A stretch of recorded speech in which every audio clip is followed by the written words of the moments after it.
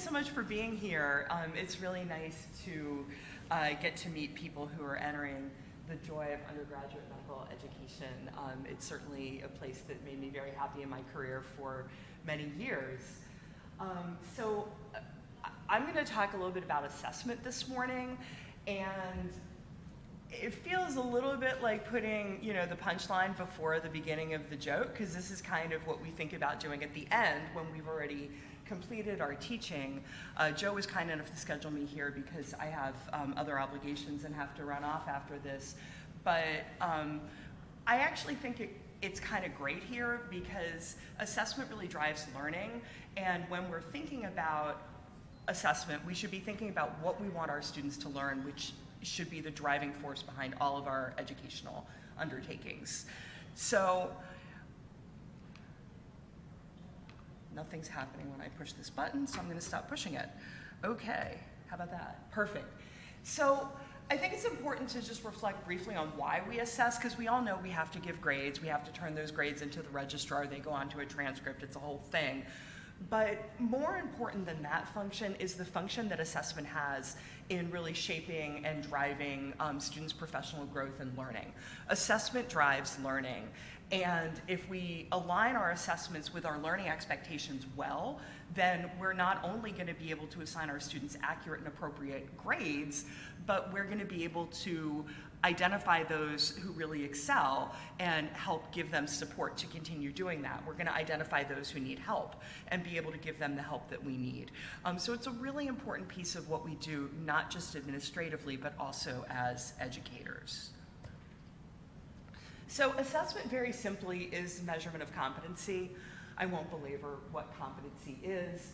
But there's two flavors which you'll hear talked about. Formative, that being the assessment that we give to aid and facilitate professional growth. So formative assessment has the primary goal of helping students get better. Summative assessment, on the other hand, is the assessment that we do in order to be able to assign grades, rankings, pass-fail determinations, that kind of thing. And it has a different goal. It seeks to separate the competent from the incompetent, or the wheat from the chaff. It's important to know the difference between assessment and evaluation, at least if you're an education nerd. So assessment takes place at the learner level. Evaluation is what we do for an educational program or a curriculum. So we evaluate the success of our program, but we assess our individual students. And I think we all kind of know in our hearts what competency is. So it's the extent to which you can do the thing that you're supposed to be able to do at the end of the thing. So have you mastered the construct or have you not mastered the construct, and to what extent has that taken place? That's really what we seek to measure when we measure competency. So you'll hear a bunch of different assessment terms floating around in the miasma, and just to kind of put them together, a competency is a big picture kind of thing. It's a domain of performance for a health professional. Can you provide appropriate patient care? Can you communicate effectively with patients and colleagues? Those are competencies. They're big, complicated constructs. Then as we narrow down, those competencies have been transformed by our GME committees into milestones. So milestones are levels of performance for a particular competency. So the competency may be, I can manage the ED effectively on a crazy night shift. The milestone would be, able to take care of 2 patients amidst distractions, right? So we've all seen that language showing up on our residence evaluation or our residence milestone assessment forms. And then at the bottom of that pyramid is the EPA, which was proposed several years back by the AAMC.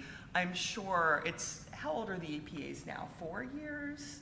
I'm sure they're going to be replaced by something new, because we always think if we just create new names and websites for things that they're going to be better. But the EPAs were designed to reflect observable units of practice. So the individual tasks that a physician has to be able to perform in order to meet the milestone and ultimately master the competency. Those are boiled down into the EPAs. And for undergraduate medical education, there were 14 or so EPAs defined, which are all the kinds of things that you would expect. take a history and perform a physical exam, respond appropriately to emergency situations, etc. So when we assess our students, we want our assessments to be reliable and valid. Again, I don't want to bore you with an extensive discussion of reliability and validity, but reliability is precision. Reliability is, if I do this again and again and again with a bunch of different students, am I going to get the same spread of results? Am I going to get the same data if I repeat the assessment over and over again with the same student or with students who have the same true performance? So that's reliability. How precise is my assessment? Validity seeks to answer the question of whether the assessment actually reflects the construct of interest. So if I'm trying to assess your ability to intubate, does my assessment tool actually get at your skill with performing intubation, or is it measuring something else? You need reliability to have validity.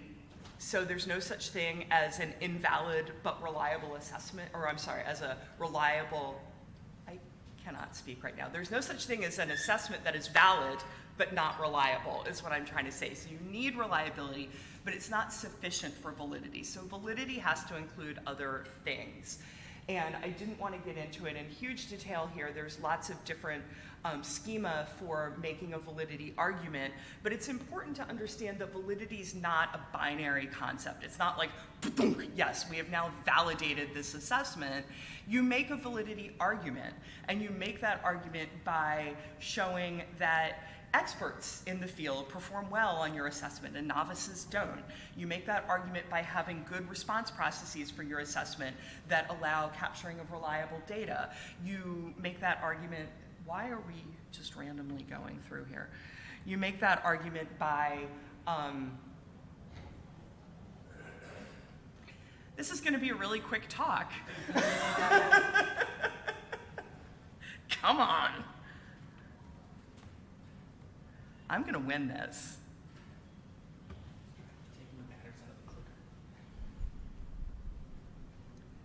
Oh, you think it's angry with me? It wasn't doing anything when I clicked it. No. That's all I have. Anybody have any ideas? I'm literally not touching anything. Oh, is there like the dongle? Here, there's something with this. Oh.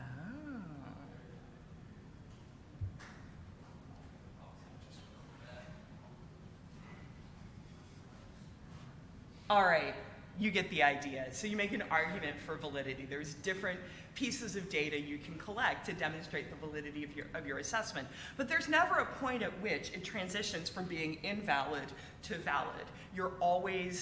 Every assessment's imperfect, every assessment has error, every assessment runs the risk of not reflecting the true value for a particular learner. And it's just important to acknowledge and be aware of that our assessment processes aren't perfect, which is why it's so important to not over-rely on any one single assessment.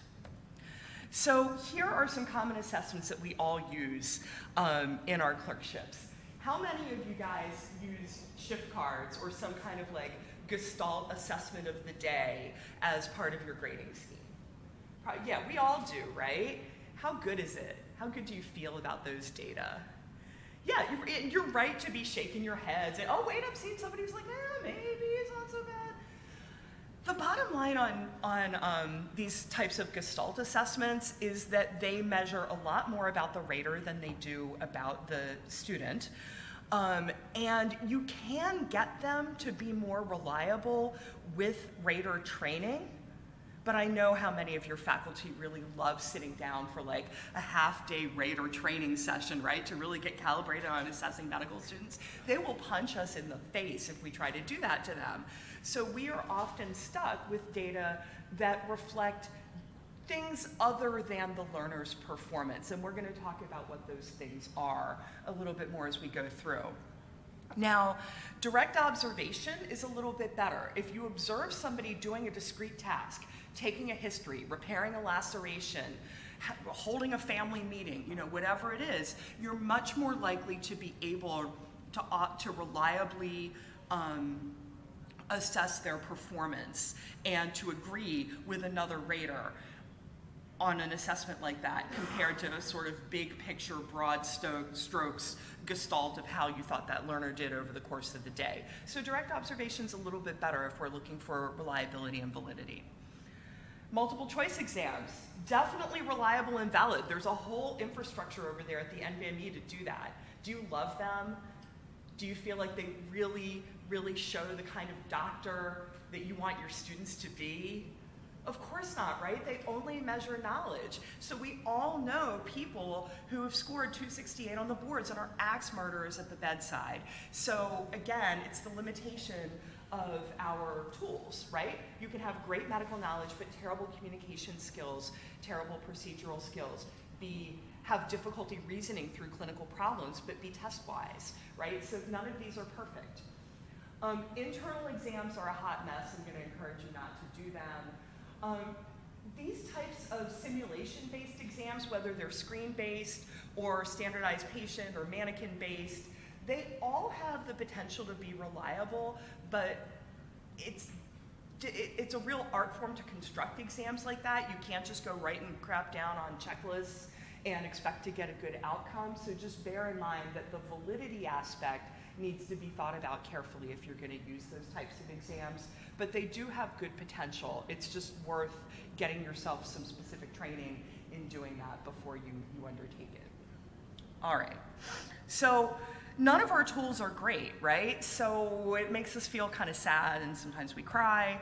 But we do have the possibility of improving the reliability and validity of our assessments by using good tools whenever we can, by training our raters even if they hate it and hate us for it, by emphasizing direct observation and de-emphasizing gestalt, by getting experts to review our assessment content. This is a really big piece of validity.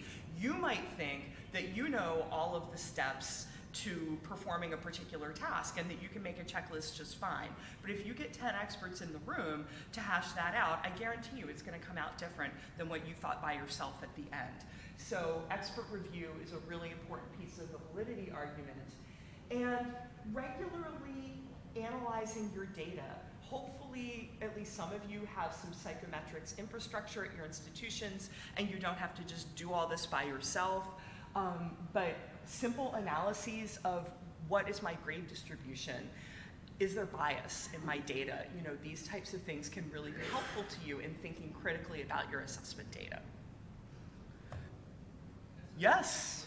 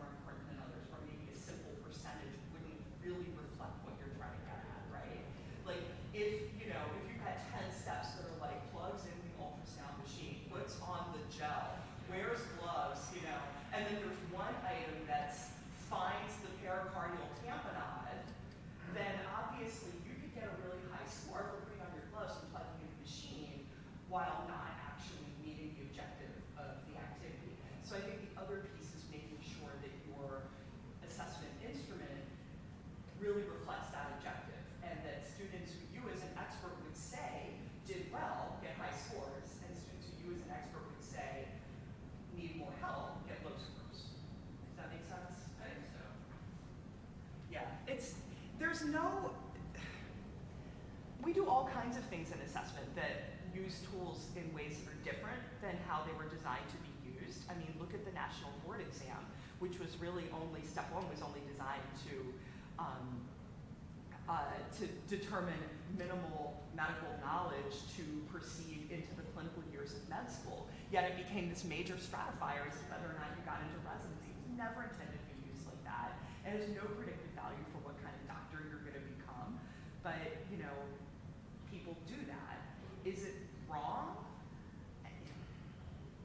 It's probably a little bit wrong. It's a little bit wrong if it really keeps good people out of residency, but it's not completely wrong because it does predict some aspects of your residency experience. Like, are you going to pass your in-service? Are you ultimately going to be board certifiable? And it's valid to consider those things. So I think you just have to recognize the limitations of the tools that you're using. I wouldn't use just an SDOT. Oh, yeah. All right. So we've talked about shift cards.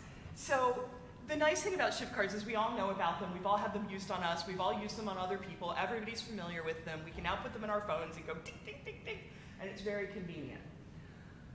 Couple of downsides though. You can have 17 different domains of competence on a shift card, and it's going to boil down to two factors, and those have been termed by experts as skill and duty. So skill is sort of your knowledge, your ability to reason clinically, your ability to present coherently, your procedural skill, if that factors into it, all of the sort of clinical competencies.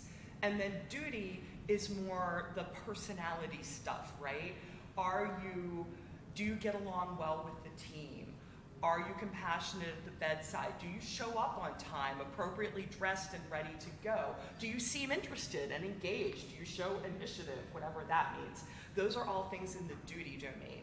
And really, that's all you get. So every shift card that's ever been studied has loaded on two factors that look something like that. There's a medical knowledge and skill domain, and there's some kind of professionalism, personality, communication domain.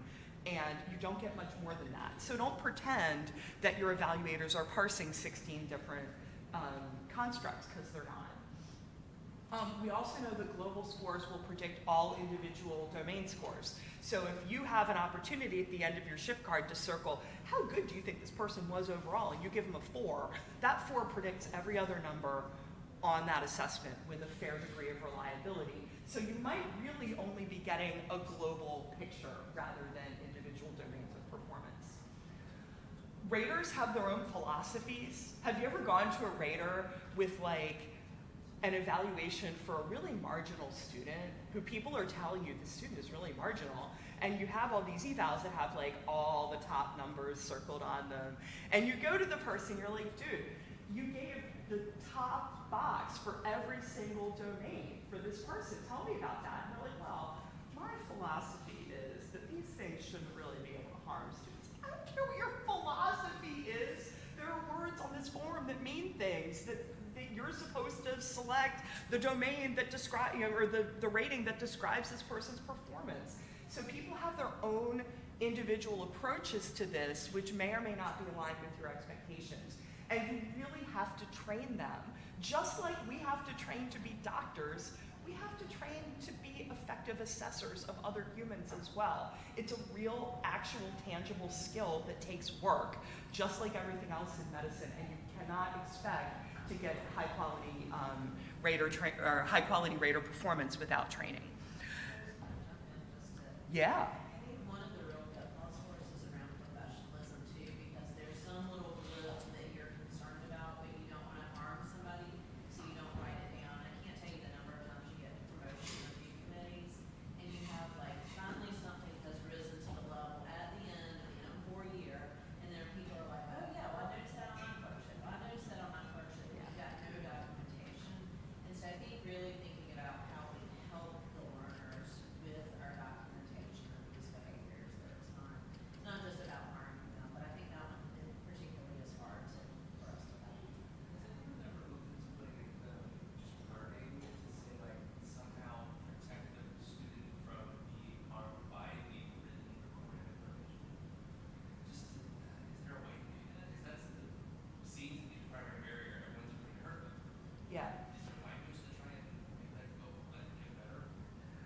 So I guess are you referring to like rules around how the data are used, like keeping them from going directly into the dean's letter and that kind of thing? Or are you talking about like training raters to use better words?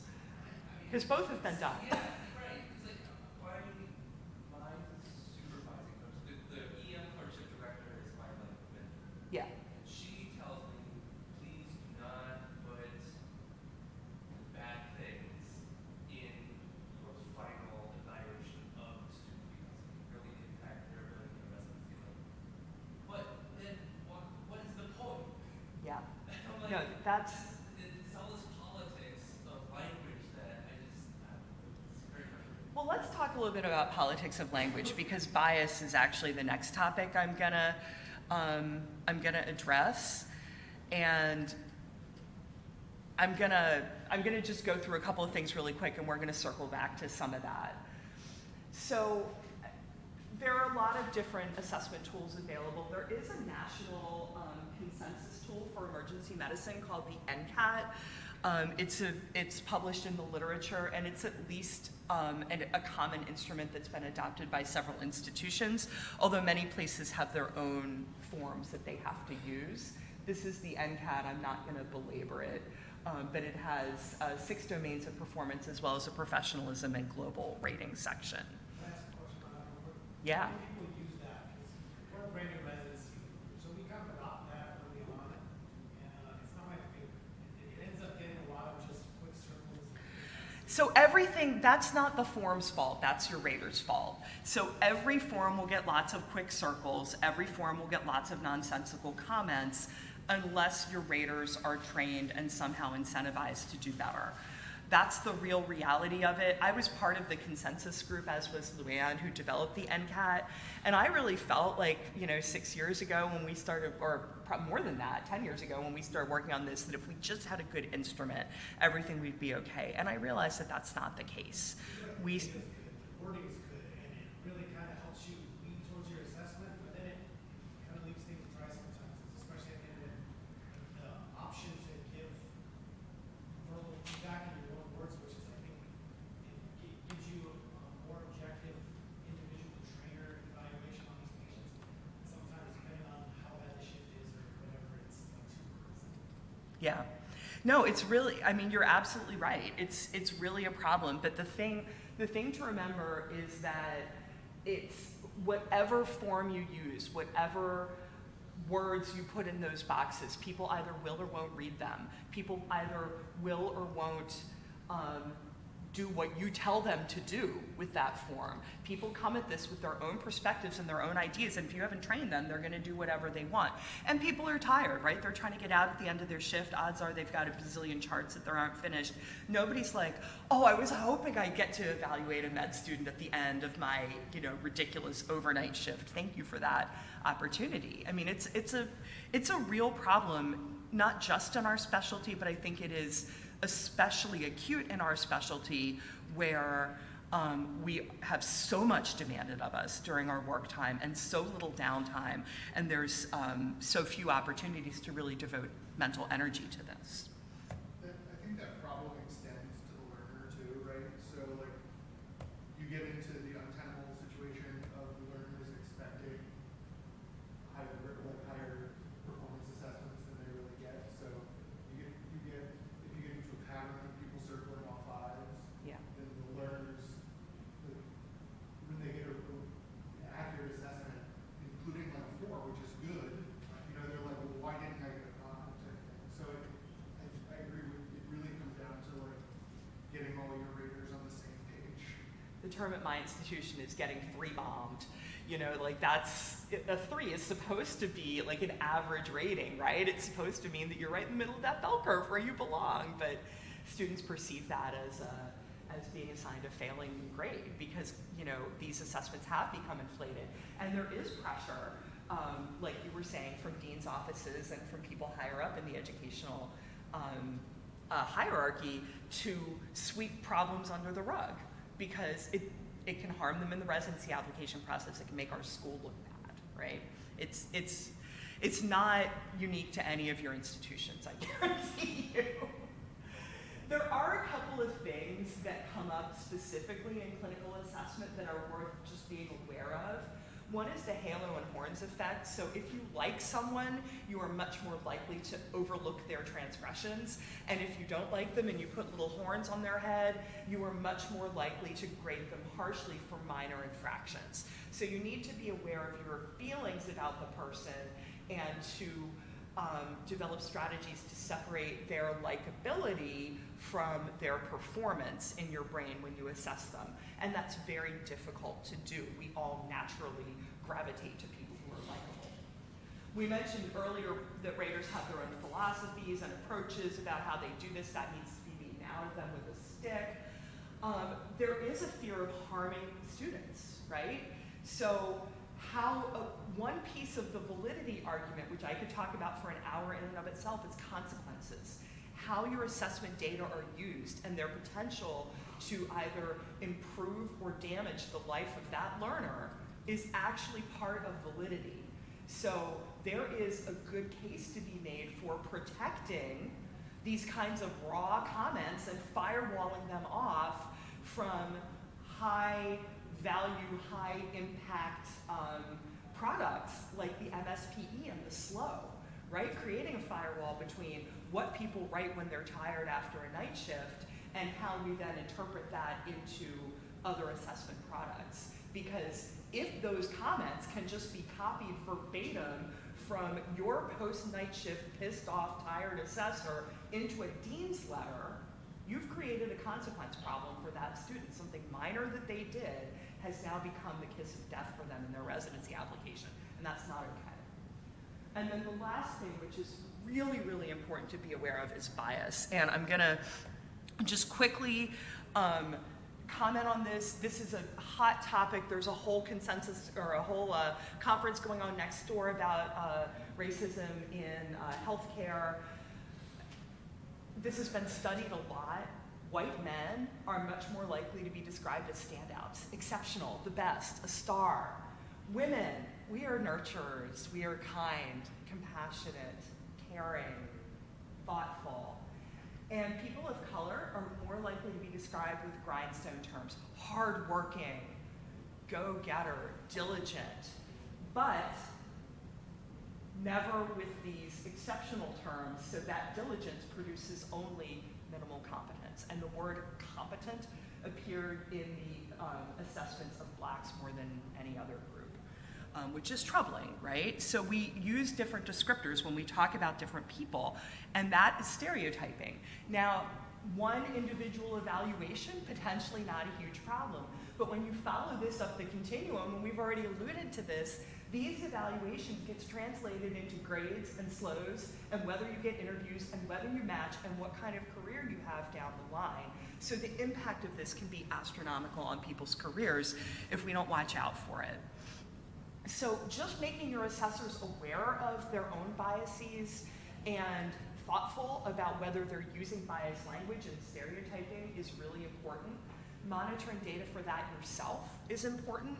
So looking at, gosh, are my evaluators describing, you know, all the women as caring and all the men as superstars and all the black people as competent? Because if that's happening, that's not okay. And they need to be prepared to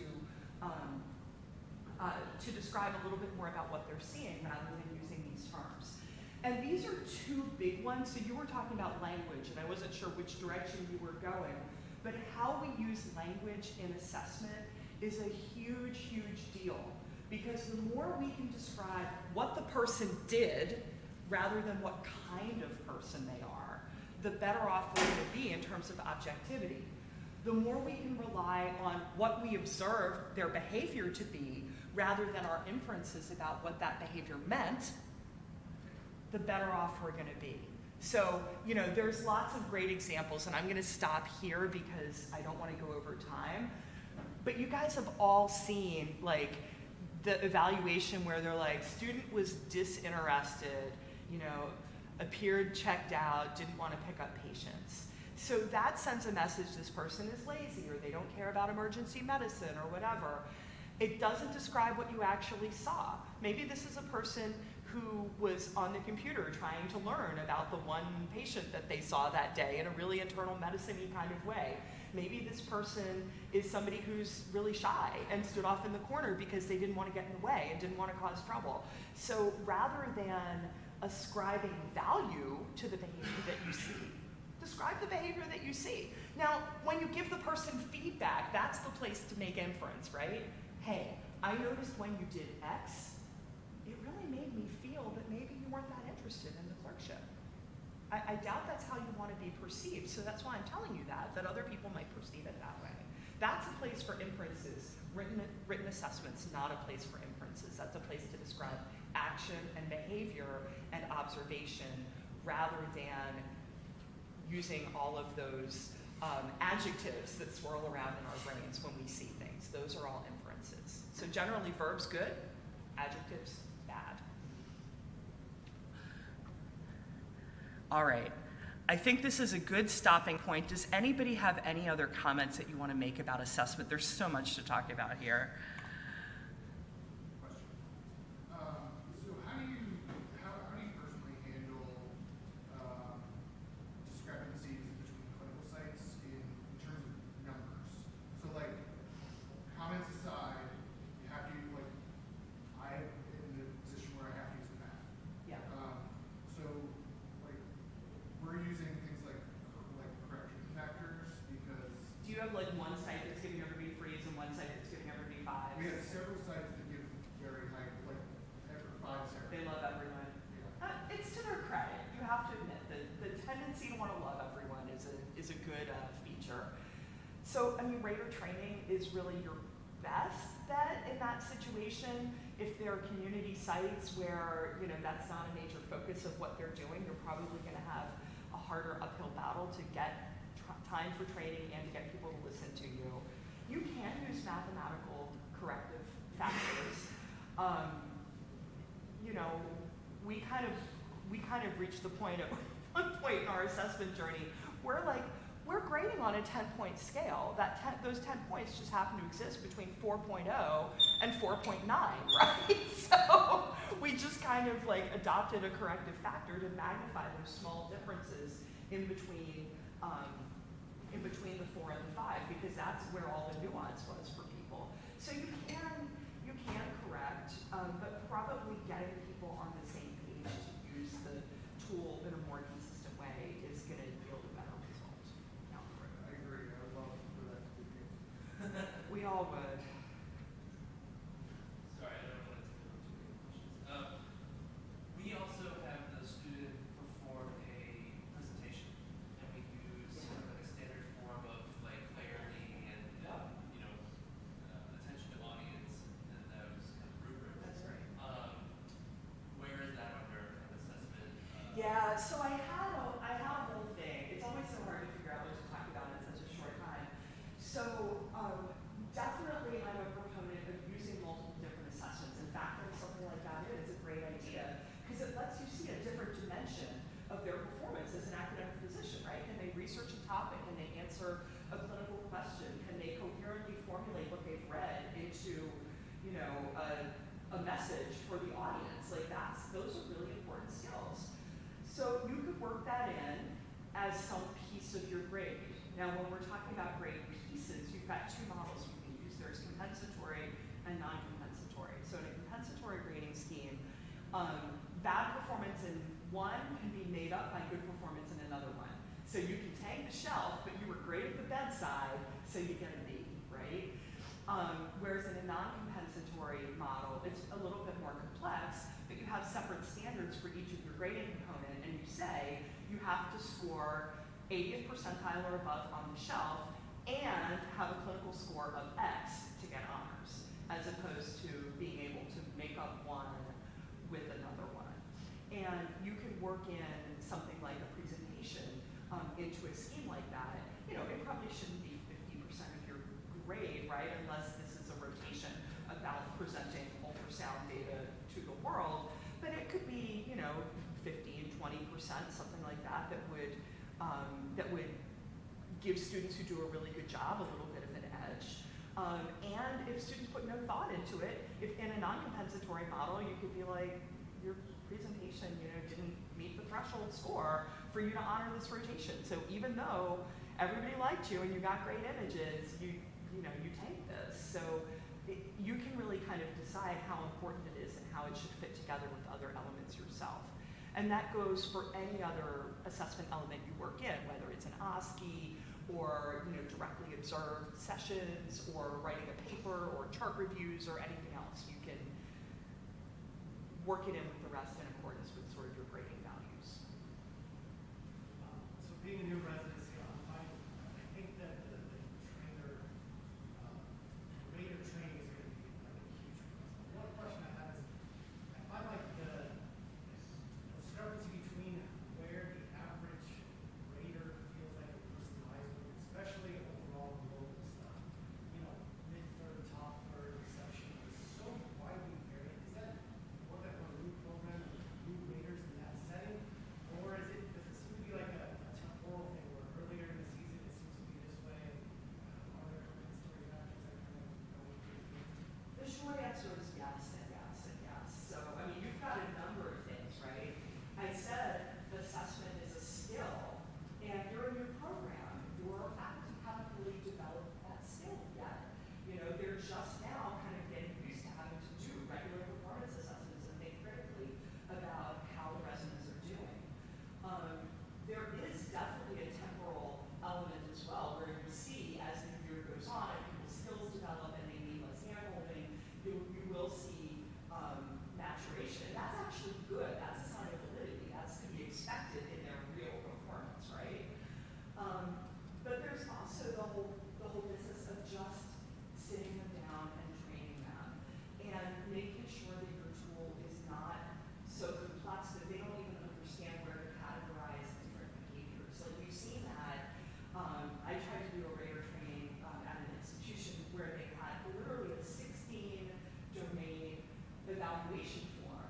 And we're watching videos, and everybody would agree that something the student did on the video was not okay and should result in a bad score, but different evaluators were wanting to put that into different categories.